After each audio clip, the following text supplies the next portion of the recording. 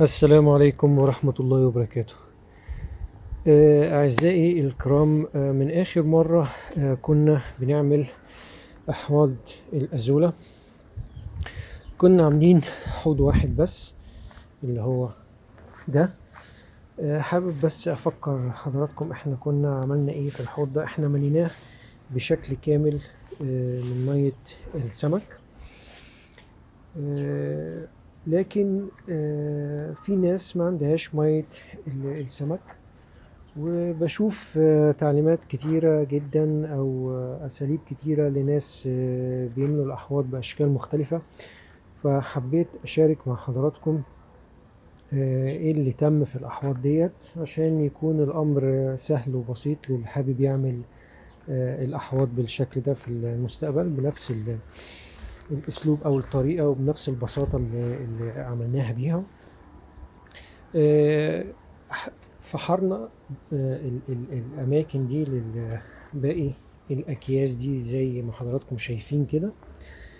الأحواض دي اتعملت اتملت بشكل كامل من المياه العادية، مياه الحنفية أو الصنبور، مش مياه آبار ولا مياه جوفية ولا أي شيء. هو الحوض اللي هناك ده فقط اللي بالكامل على مية الأسماك.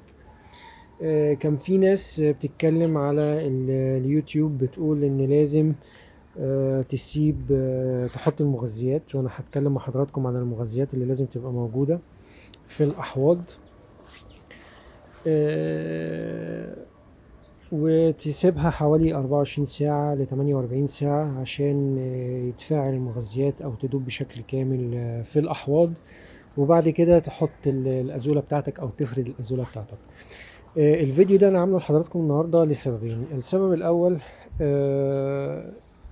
معلومه يمكن نسبه كبيره عارفاها ونسبه اكبر ما تعرفهاش، ان في الجو البروده الشديده او الجو الساقع ما بتنموش الازوله بشكل كامل او بشكل سريع. اقصد بتنمو بشكل كامل ولكن على فتره اطول. يعني ان كان في الاجواء الحر بتقدر تحصد الأزولة من الأحواض في مدة مثلا من 3 ل4 أيام. هي عمرها أو الناتج بتاعها بتتضاعف 100% في مدة 3 ل4 أيام. إنما في الجو الشتاء بيضعف الإنتاج بتاعها وبالطول المدة. يعني بيضعف الإنتاج بتاعها وبالطول المدة عشان تتكون 100% بشكل كامل. يعني ممكن بدل ما بيكون ما بين 3 ل4 أيام بتاخد المحصول بشكل كامل على كامل الحوض أيا كان طوله، لا بتمتد الحكاية لحد 7 أو 10 أيام حتى يكتمل بشكل كامل. في الحالة اللي حضراتكم شايفينها دي، الفراغات اللي موجودة في الأحواض دي، لأن أنا كنت بأجني منها أو باخد المحصول منها بشكل جائر. ودي نقطة برضو حابب أعرف حضراتكم عليها. لما تيجي تاخد المحصول بتاعك، لو الحوض كامل المحصول موجود بشكل كامل في الحوض، تاخد نص الحوض وتسيب النص التاني. الحالة بتاعتي أنا عملت عكس كده. أنا خليت تلت الحوض أو نسبة ضئيلة جدا وخدت الباقي. فوق ده ان البرودة بتاعت الجو ما بتساعدش اصلا ان الازولة تنمو بشكل كامل سريع. فاصبح في مساحات كده او فراغات كبيرة ما بين الازولة وبعضها. يعني الجني المحصول بشكل غائر، وبرودة الجو بتطيل من مدة ملء الحوض. بتطيل من مدة ملء الحوض. فلما حضرتك تاخد المحصول بتاعك، هتسيب التلت، تسيب انا اسف النص وتاخد النص. ما تسيبش التلت وتسيب الباقي فاضي. عبال ما هتنتشر في الحوض هتاخد مدة طويلة جدا عبال ما ترجع تملى الحوض تاني بشكل كامل. تاني حاجة، ال الأحواض دي في أكتر من حوض اهو. هو طبعا بتملى فراغات ما بينها يعني، وبتكمل نفسها وبتملى بقية الحوض. وانا حابب اقرب كده لحضراتكم الشكل. لكن اللي حابب اضيفه ان يمكن كثافات الاحواض باينه رغم عدم اكتمالها بشكل كامل. الحوض ده بنسبه 90% شبه مكتمل، ده كمان ده اقل شويه، ده اقل شويه، ده اقل.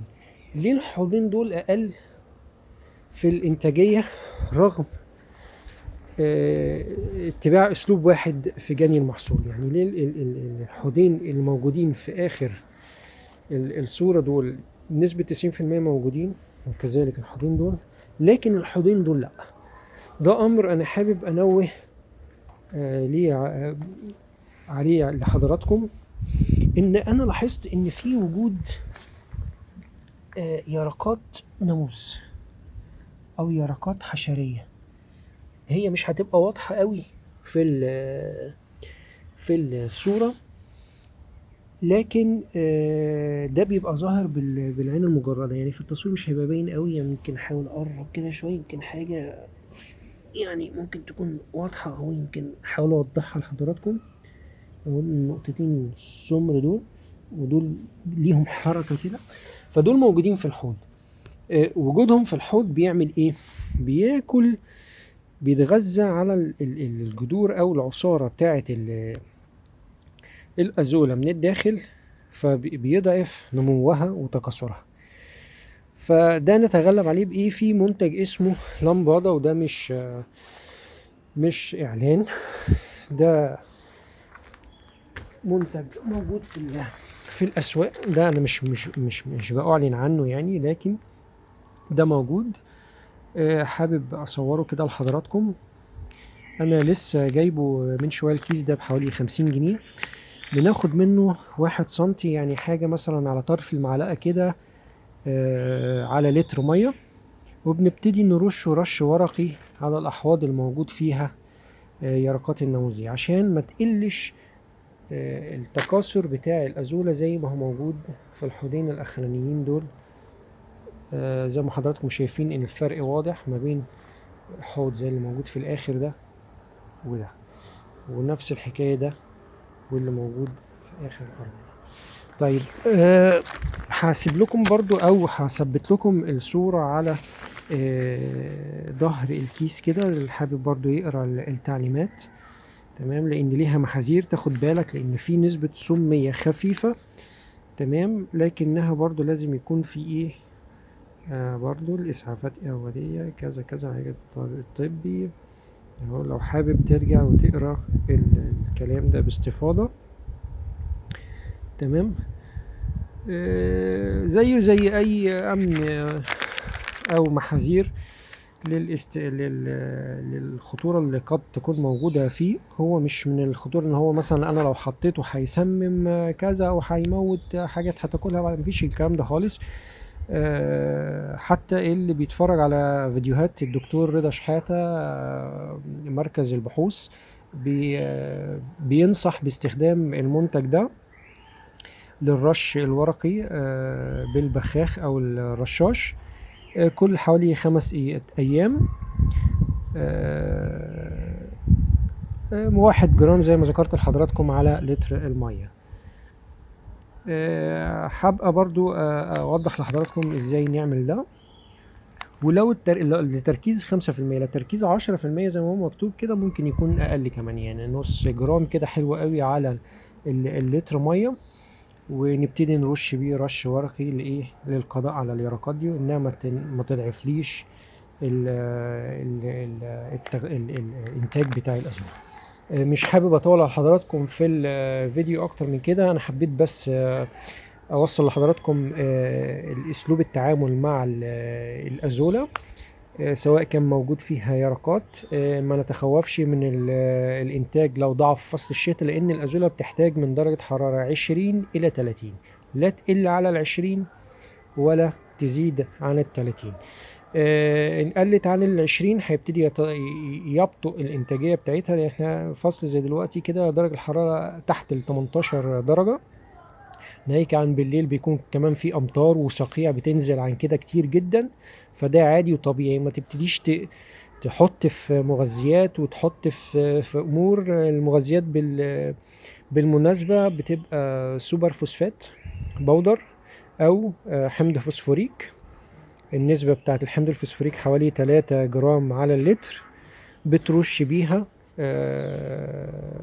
لحد ما اللتر بتاعك يخلص، يعني كل متر مربع كده حب البخاخ كده ترش رش ورقي كده 3 جرام حمض فوسفوريك و 3 جرام بوتاسيوم. ده بيعلي انتاجيه حلوه قوي قوي قوي. لكن فصل الشتاء برضو حتى لو حطيت مغذيات هيبقى فيه تباطؤ في انتاجيه الازوله، غير فصل الشتاء بيكون اسرع حتى لو ما حطيتش اي مغذيات خالص بشكل كامل.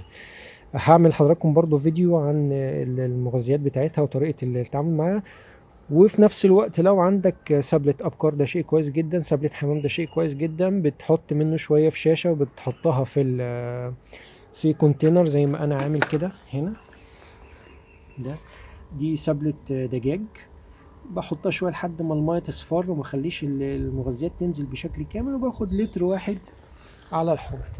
لو حطيت مثلا عبوه زي دي كامله كده، يعني الميه لما تغير كده تحطها بشكل كامل على حوض، زي ممكن تحرق لك الازوله وتعمل غير لونها. يعني احنا هنا شايفين الخضار بسم الله ما شاء الله كويس قوي. مفيش حروق، مفيش تغير للون برغم الصقيع اللي بيبقى موجود. لكن ما تكترش في المحاليل او السماد البقري او الدواجن او زبل الحمام، عشان ما يحرق لكش الازوله. هو يكفي فقط لما بيتكون المحلول ده اللي هو السماد البلدي زي ما بنقول من اي نوع من انواع السماد. بنبتدي نحط حاجه مثلا زي كونتينر كده صغير، حاجه زي كيلو كده، بعبي بيها واحط او اوزع كده واحده واحده على كل حوض حوالي متر متر ونص. بحط كيلو متر متر ونص كده بحط، لان الحوض زي ده كده بالمناسبه عرض متر في متر ونص. الانتاجيه بتاعته بتبقى حلوه جدا كويسه جدا. يعني لما باخد من الكام حوض ده سواء دواجن اي نوع من انواع الحاجه اللي حضرتك بتربيها، كويسه جدا مغذيه جدا مضاده لانواع البكتيريا والمشاكل المعويه، بروتين عالي. فمعروف جدا عن الازوله ايه الفوائد بتاعتها وايه اللي بنقدر نستفاد منه في كل حاجه بنربيها، سواء كانت دواجن او مواشي او اغنام. في مرة تانية هبعت أو هصور لحضراتكم فيديو عن المغذيات اللي موجودة، سواء كانت عندك سوبر فوسفات أو حمض فوسفوريك، البوتاسيوم أو الام بي كي. كل ده هعمل لحضراتكم عنه فيديو إن شاء الله عشان تكون الأمور واضحة وسهلة لحضراتكم. وتقدر تمشي على الخطوات دي لو حبيت تعمل الأزولة أو تستزرع الأزولة، يكون عندك انتاجيه منها ان حضرتك تقدمها للطيور الموجوده عندك. حبيت ان يكون الفيديو ما يكونش طويل قوي، او حبيت اختصر، او بقى انا اسف ان انا بسرع من كلامي عشان يكون في زخم معلومات وما يكونش الفيديو طويل قوي عن اللازم. لو عجبكم الفيديو ما تنسوناش من الاشتراك وتفعيل زر الجرس عشان يوصل لحضرتك كل جديد من الفيديوهات، وتدينا لايك عشان الفيديو يوصل لأكبر عدد من الناس. وإن شاء الله هتابع مع حضراتكم الجديد أول بأول إن شاء الله. ولو في عند حضراتكم أي استفسار يا ريت تسيبوه في التعليقات تحت، وأنا هجاوب حضراتكم على أي استفسار حضراتكم تطلبوا مني. وفي رعاية الله وأمنه، والسلام عليكم ورحمة الله وبركاته.